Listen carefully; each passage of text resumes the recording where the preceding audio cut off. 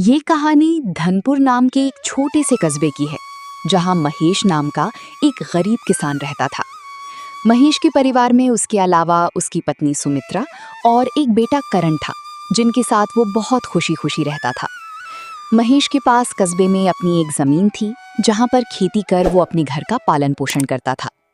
परंतु अब उसकी वो जमीन पहले की तरह उपजाऊ नहीं रही थी। धीरे धीरे उसकी जमीन से फसल की पैदावार भी कम होने लगी थी। एक दिन इसी चिंता में वो अपनी जमीन के पास बैठा होता है और कमाने का कोई और जरिया सोचने लगता है। देखो, हर फसल के साथ मेरी इस मिट्टी से अनाज घटता जा रहा है। लगता है अब मुझे कोई नई जमीन पट्टे पर लेनी पड़ेगी या फिर कोई दूसरा काम ढूंढना पड़ेगा। इस पुरानी जमीन के सहारे अब घर नहीं चल पाएगा। चलो घर जाकर सुमित्रा से पूछता हूँ, शायद वो कोई रास्ता बता दे। सुमित्रा, जरा इधर आना तो, तुमसे एक जरूरी बात करनी है। महेश की आवाज सुनकर सुमित्रा वहां आ जाती है। जी कहिए, आपने मुझे पुकारा। सब ठीक तो है ना? हाँ सुमित्रा, मुझे तुमसे एक अहम बात पर सलाह करनी है और तुम्हारी राय जाननी है। हाँ हाँ बताइए, क्या बात है? आप इतने परेशान क्यों लग रहे हैं?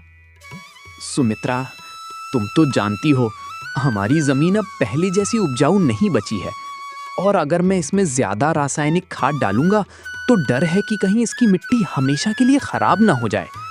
इसीलिए सोच रहा हूँ कि कुछ वक्त के लिए उस जमीन पर खेती करना रोक दूं।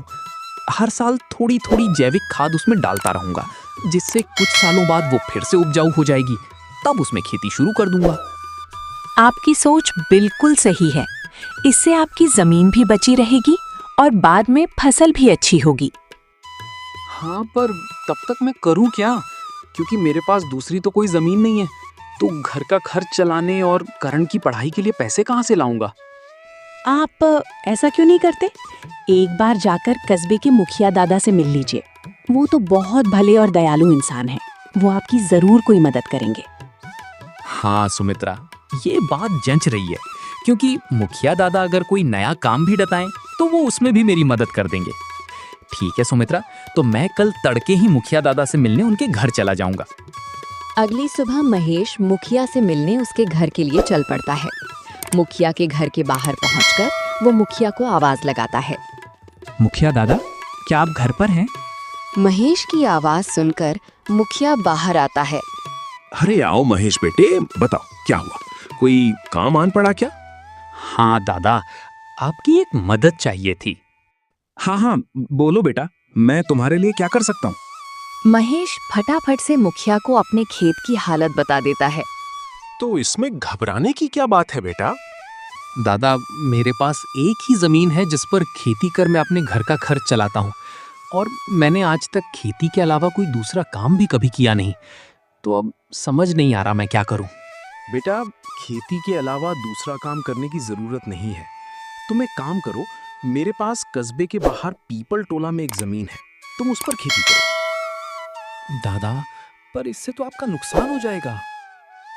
नहीं बेटा, कोई नुकसान नहीं होगा।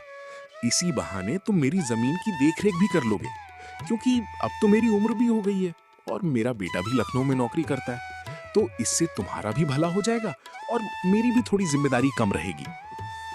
ठीक है दादा, अगर ऐसी बात है तो मैं कल से ही उस खेत पर काम करने चला जाऊंगा। महेश मुखिया को धन्यवाद कहकर वहां से अपने घर के लिए निकल जाता है। महेश अपने घर पहुंचकर सुमित्रा को सारी बात बता देता है। ये तो बहुत अच्छी खबर है, यानी आपकी सारी चिंता ही खत्म हो गई।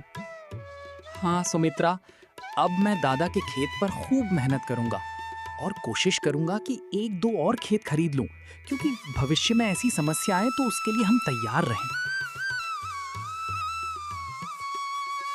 अगली सुबह महेश मुखिया के खेत पर काम करने निकलने वाला होता है, तो सोचता है, दादा की जमीन कस्बे के बाहर है, तो शायद शाम को आते आते देर हो जाए, इसलिए सुमित्रा को बोलकर जाता हूँ। महेश के बुलाते ही सुमित्रा वहां आती है।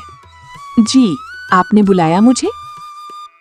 हाँ सुमित्रा, सुनो, दादा का खेत कस्बे के बाहर है, तो मुझे शाम को घर लौटने में थोड़ी देर भी हो सकती है। तो अगर मुझे देर हो जाए तो तुम और करण खाना खाकर सो जाना। ठीक है, पर अपना ख्याल रखना। फिर क्या था, महेश अपना खाने का डिब्बा लेकर कस्बे के बाहर वाली जमीन पर काम करने चल पड़ता है। चलते चलते कुछ समय बाद वो पीपल टोला वाली जमीन पर पहुंच जाता है। चलो अब पहुंच गया हूँ तो फटाफट से खेत पर काम करना शुरू कर देता हूँ। महेश अपनी कुदाल उठाकर खेत पर काम करना शुरू कर देता है। महेश को अभी काम करते कुछ समय हुआ ही था कि तभी पीछे से एक सांप आकर उसे काट लेता है। सांप के काटने के कुछ समय में ही महेश चक्कर खाकर वहीं गिर जाता है। यहाँ महेश सांप के काटने से बेहोश हो चुका था, पर कस्बे के बाहर होने के कारण उसकी खबर अब तक उसके घर वालों को नहीं चलती है। सुबह की अब रात हो जाती है और सुमित्रा महेश का इंतजार कर रही होती है। माँ को इतने परेशान देख करण पूछता है, क्या हुआ माँ, पिताजी अब तक क्यों नहीं आए?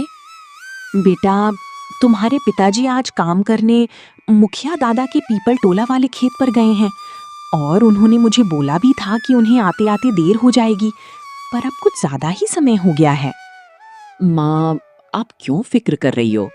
पिताजी ने जब बोला था कि उन्हें आने में देर होगी तो कुछ सोच समझ कर कहा होगा। एक काम कीजिए, आप जाकर सो जाइए। करण की बात सुनकर सुमित्रा अपने कमरे में सोने के लिए चली जाती है। अगली सुबह भी जब सुमित्रा देखती है कि महेश अब तक घर नहीं आया है, तो परेशान होकर वो सीधा मुखिया से मिलने उसके घर की ओर चली जाती है। सुमित्रा मुखिया के घर पहुंचकर उनसे महेश के बारे में पूछने लगती है। नमस्ते मुखिया दादा। नमस्ते बेटी, बताओ कैसे आना हुआ? दादा, महेश कल आपके पीपल टोला वाले खेत में काम करने गए थे, पर अब तक घर नहीं आए हैं। क्या कहा बेटी? महेश कल गया था और अब तक घर नहीं आया? हाँ दादा, उन्होंने मुझे कहा था कि खेत कस्बे के बाहर है तो आते आते रात हो जाएगी, पर अब तो रात की सुबह हो गई, पर वो अब तक नहीं आए हैं। चिंता मत करो बेटी, मुझे थोड़ा समय दो। मैं अभी किसी को भेजकर पता लगाता हूँ कि महेश कहाँ है। मुखिया तुरंत अपने घर में काम करने वाले गणेश को महेश को देखने अपने खेत पर भेजता है। कुछ समय के बाद गणेश मुखिया के खेत पर पहुंच जाता है और वहां का दृश्य देखकर वो परेशान हो जाता है।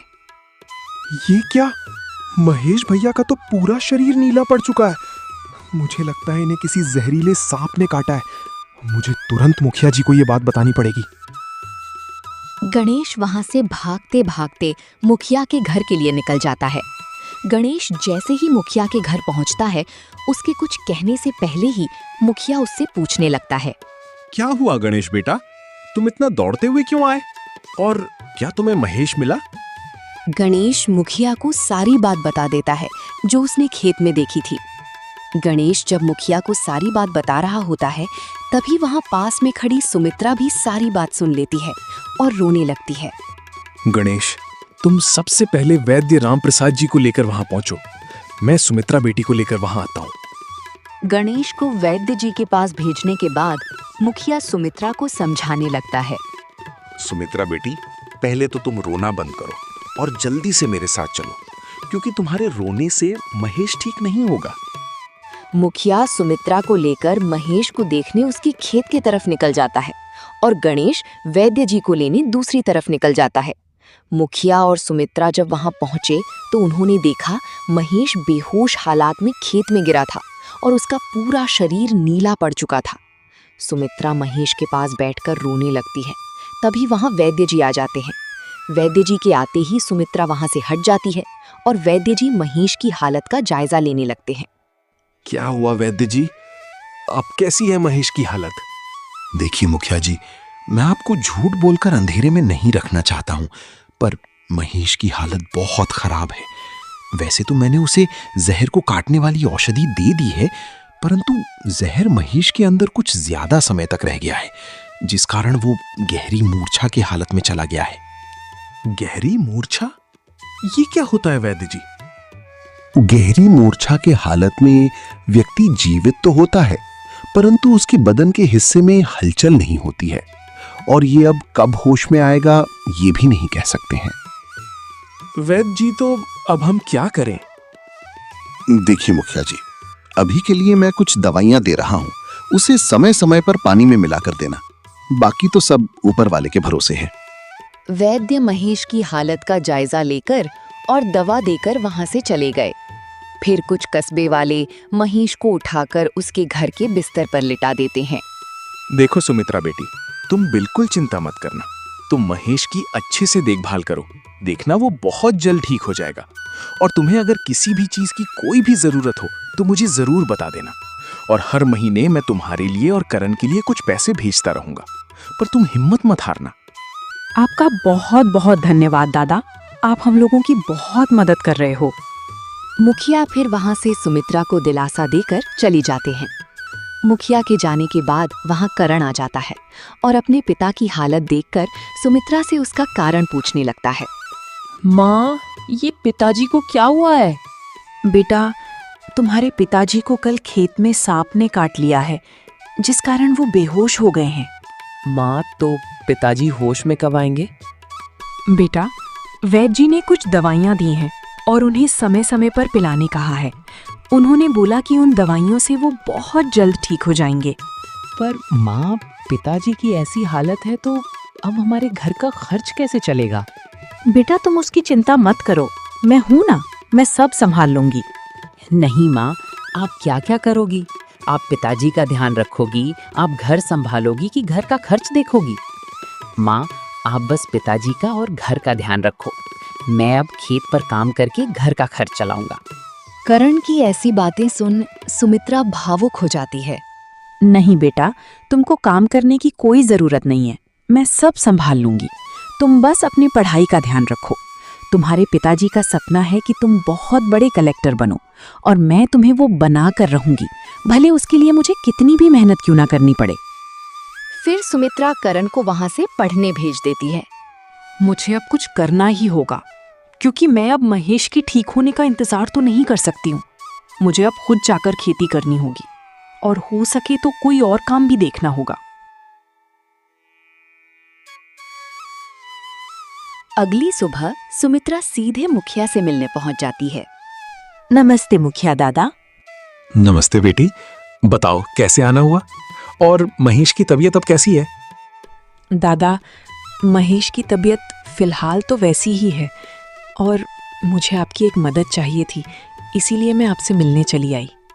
हाँ, बोलो ना बेटी, मैं तुम्हारी किस प्रकार मदद कर सकता हूँ? दादा, मैं चाहती हूँ कि जो ज़मीन आपने महेश को दी थी काम करने के लिए, आप मुझे उस पर काम करने की इजाज़त दे दें, ताकि मैं उस पर काम करके अपने घर का खर्च और करण की पढ़ाई करा सकूं। बेटी, पर तुम्हें वहाँ काम करने की कोई जरूरत नहीं है। मैं हूं ना, मैं तुम्हारे घर के लिए जो भी खर्च लगेगा हर महीने भेज दिया करूंगा। नहीं दादा, आपने अब तक हमारी बहुत मदद की है। अब आप बस मुझे आपके खेत में काम करने की इजाज़त दे दीजिए। मैं अब खुद काम करके अपना घर चलाऊंगी और करण को अफसर बनाऊंगी। मुखिया सुमित्रा को बहुत समझाने की कोशिश करता है, पर सुमित्रा मुखिया की बात मानने तैयार नहीं थी। आखिर में सुमित्रा की बातें सुनने के बाद मुखिया सोचने लगता है। मुझे लगता है सुमित्रा मेरी बात नहीं मानेगी, पर अगर वो काम करने इतनी दूर जाएगी तो वो महेश का ध्यान नहीं रख पाएगी। एक काम करता हूँ, मैं सुमित्रा को मेरी कस्बे के अंदर वाली जमीन पर काम करने के लिए कह देता हूँ, ताकि वो खेतों पर काम भी कर सके और अपने घर का ध्यान भी रख सके। ठीक है सुमित्रा बेटी, मैं तुम्हें अपने खेत पर काम करने की इजाजत तो दे सकता हूँ, पर तुम्हें मेरी एक बात माननी होगी। हाँ दादा, बोलिए ना। बेटी, तुम्हें मेरे पीपल टोला वाले खेत पर काम करने की कोई जरूरत नहीं है।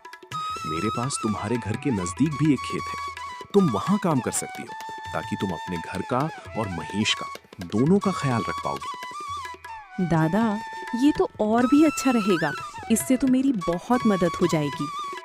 बेटी, पर एक छोटी सी समस्या है, वो खेत बाहर वाले खेत से थोड़ा छोटा है। हाँ, तो कोई बात नहीं है दादा, वो खेत मेरे घर से नजदीक है, वही बहुत बड़ी बात है। मैं खेत में काम करने के साथ साथ दूसरे के घर का काम भी करना शुरू कर दूंगी, ताकि उन पैसों से मैं करण की पढ़ाई का खर्च निकाल सकूं। बेटी, पर तुम्हें इतना काम करने की क्या जरूरत है? दादा, मुझे काम करना ही होगा। महेश का सपना था कि करण पढ़ लिख कर बड़ा आदमी बने, अगर मैं मेहनत नहीं करूंगी तो उसका सपना अधूरा रह जाएगा।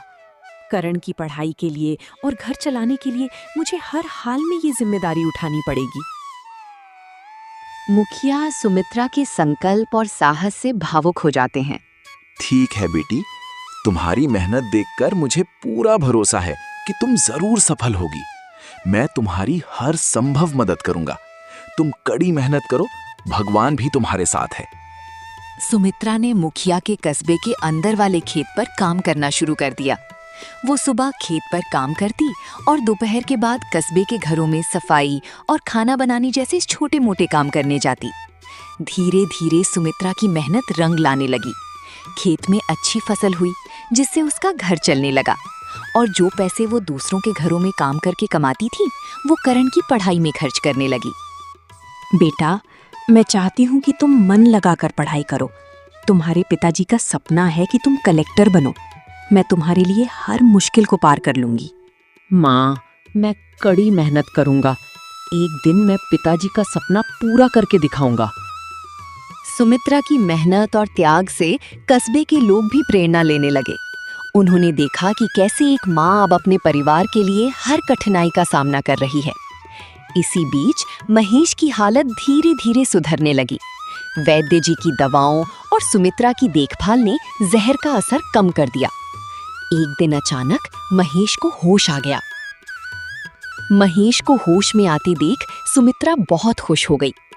महेश, तुम्हें होश आ गया। भगवान ने मेरी मेहनत और दुआएं सुन ली। सुमित्रा, मैंने तुम्हें और करण को बहुत परेशान किया। नहीं महेश, तुम हमारी ताकत हो। जब तक तुम ठीक हो रहे थे, मैंने हर जिम्मेदारी संभाली और देखो, अब सब कुछ ठीक हो रहा है। महेश धीरे धीरे पूरी तरह ठीक हो गया। उसने सुमित्रा की मेहनत और त्याग देखकर प्रण लिया कि अब वो उसके साथ कंधे से कंधा मिलाकर परिवार को आगे बढ़ाएगा। करण की पढ़ाई भी सफलतापूर्वक चलती रही और कुछ सालों बाद वो एक बड़ा कलेक्टर बन गया।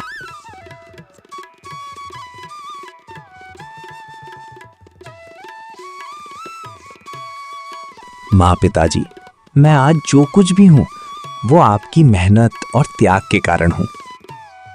नहीं बेटा, ये सब तुम्हारी माँ का बलिदान है। उसने हमारे परिवार को बचाने के लिए हर मुश्किल का सामना किया।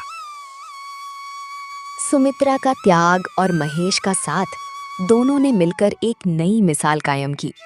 कस्बे वाले अब भी उनकी इस कहानी को आने वाली पीढ़ियों को प्रेरणा के रूप में सुनाते हैं। इस तरह माँ का त्याग की ये कहानी हमें सिखाती है कि एक माँ का समर्पण किसी भी चुनौती को पार कर सकता है और परिवार को जोड़ कर रखता है।